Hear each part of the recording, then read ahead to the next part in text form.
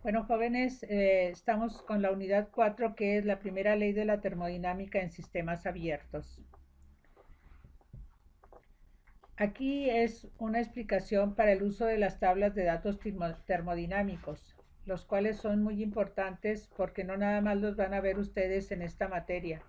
Cuando vean procesos de evaporación van a necesitar manejarlos. Entonces yo les recomiendo que pongan mucha atención a lo que vamos a ver y los apliquen para que después puedan utilizarlos en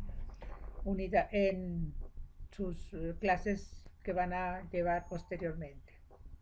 Bueno, cuando una sustancia, elemento o compuesto se encuentra en cierto estado físico sólido, líquido o gas y tenga un determinado valor de presión y temperatura, le corresponde un valor definido de densidad o volumen específico, recordando que el volumen específico es la inversa de la densidad. Tienen una energía interna específica. Recuerden, la energía interna la tienen las sustancias, todos los cuerpos, porque son todas las energías debidas a la composición de esa sustancia. Entalpía específica y entropía específica. Si ustedes se fijan, todos son específicos, o sea, son por unidad de masa. Estos valores han sido previamente calculados y observados experimentalmente para un conjunto de determinadas sustancias y se encuentran en manuales o tablas especiales conocidas como tablas de datos termodinámicos.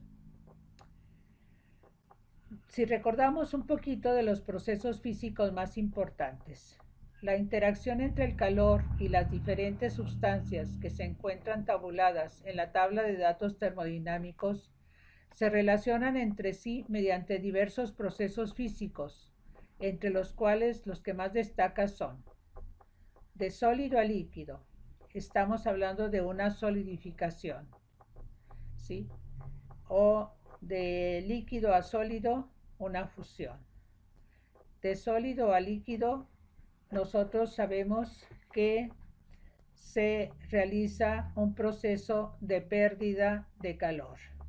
La fusión de líquido a sólido, este proceso se realiza con una absorción de calor.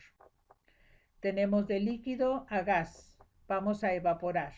Se realiza con una absorción de calor. Y de gas a líquido, que es la condensación, se realiza con una pérdida de calor. El otro estado físico que tenemos de sólido a vapor es la sublimación, o de vapor a líquido, condensación a sólido. Estos procesos ocurren a una temperatura que dependerá de lo siguiente. Primero, inciso A, el tipo de sustancia que se esté manejando. Recuerden que no es lo mismo, no es la cantidad de energía que se requiere para congelar agua o para congelar alcohol, ¿sí? Depende del tipo de sustancia. Ahora, la presión a que se realiza el proceso. La presión es uno de los elementos importantísimos en estas cuestiones, ya que nos va a indicar la fuerza que debemos aplicar para que se realice el proceso. Bueno, vamos a seguir con qué es la temperatura de ebullición de un líquido. Es la temperatura a la cual la presión de vapor es igual a la presión externa aplicada o de confinamiento. Por ejemplo, el agua.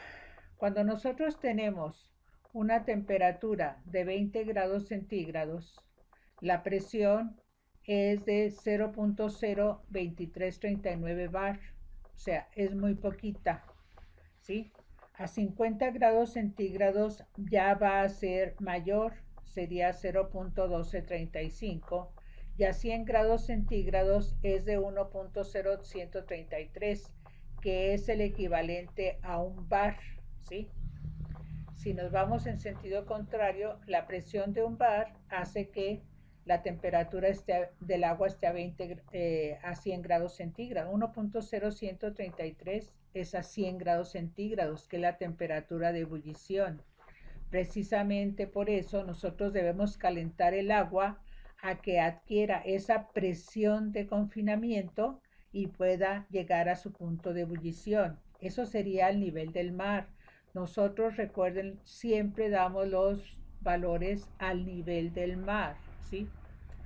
A cada par de datos de temperatura y presión se les conoce como temperatura y presión de saturación.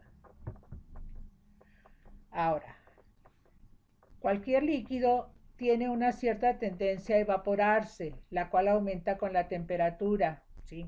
Si nosotros pudiéramos ver arriba de un vaso de agua la cantidad de moléculas que existen en su parte superior de moléculas de agua, le viéramos como puntitos, veríamos que no importa que esté en una temperatura de 20 grados centígrados, hay una determinada cantidad, pero si nosotros aumentamos la temperatura, aumenta el movimiento molecular y se van una mayor cantidad de moléculas al estado de vapor, hasta llegar a los 100 grados centígrados, donde llegamos a la temperatura de saturación, a esa presión, y empiezan entonces a ebullir y escaparse todas las moléculas.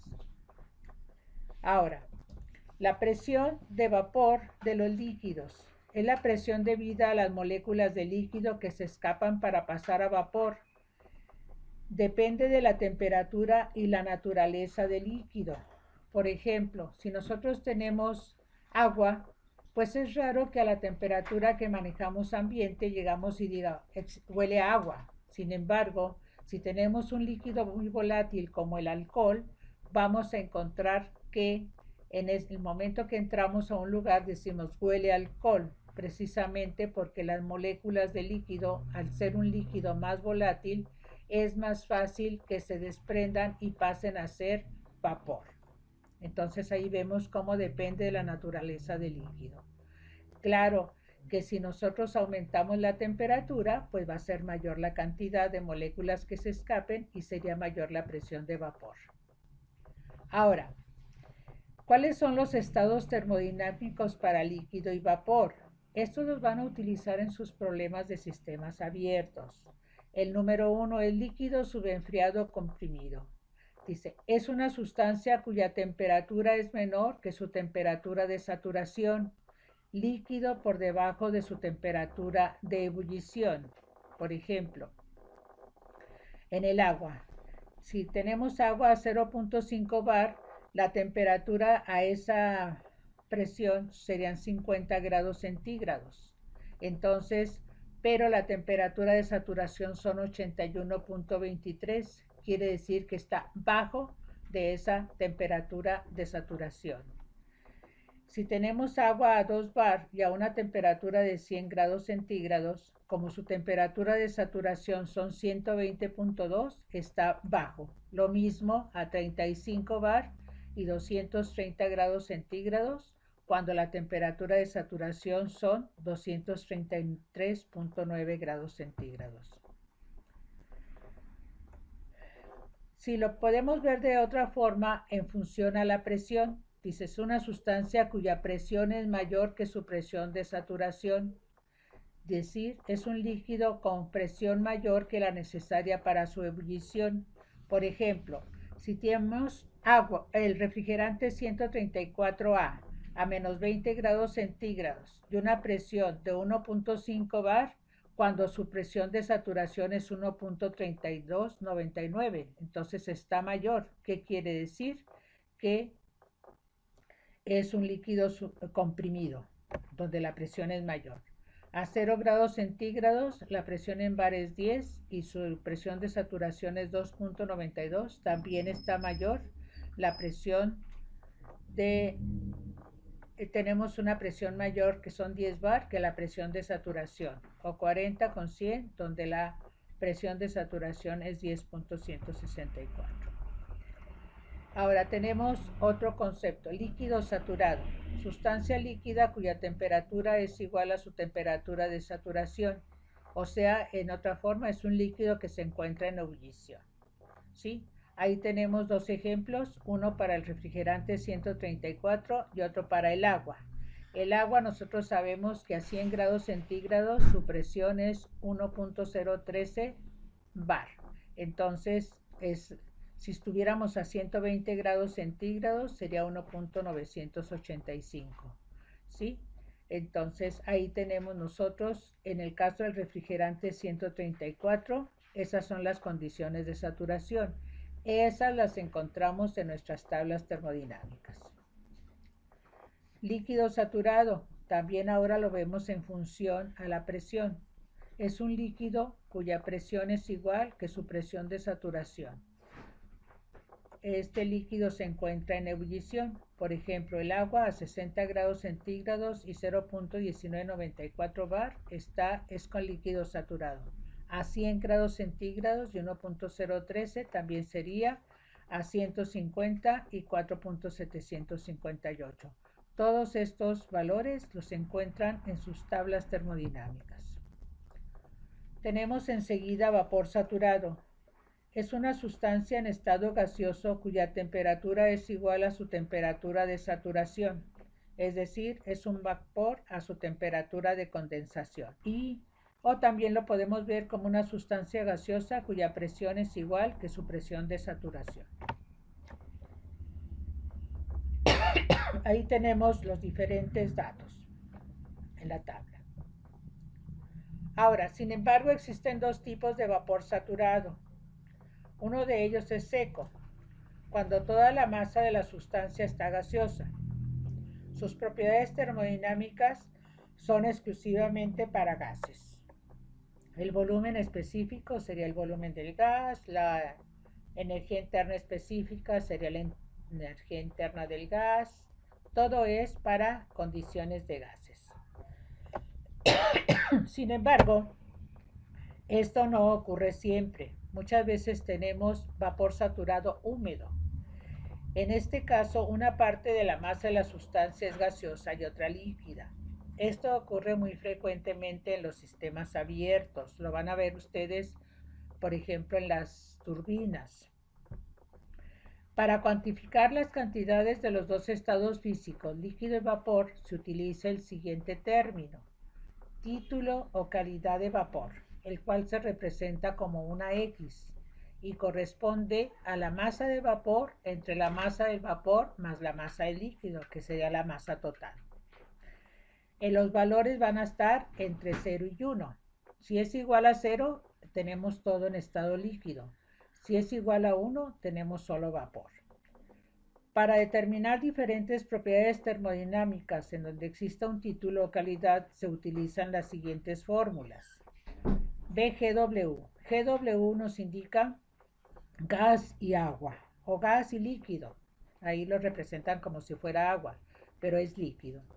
Entonces, BGW es igual a BF, que sería líquido, más X por BG menos BF. UGW, UF más X por UG menos UF. HGW igual a HF más X por HG menos HF. O SGW igual a SF más X por SG menos SF. Recuerden que todos esos valores están en sus tablas termodinámicas, por eso es muy importante que ustedes las utilicen, que sepan ubicar dónde están esos valores. El GW es vapor saturado húmedo, quiere decir que contiene líquido y vapor. El BF sería líquido saturado, X nos representa la calidad, y BG, como habíamos dicho, era el vapor saturado solo en estado gaseoso. Ahora, tenemos otro estado termodinámico que es vapor sobresaturado o sobrecalentado.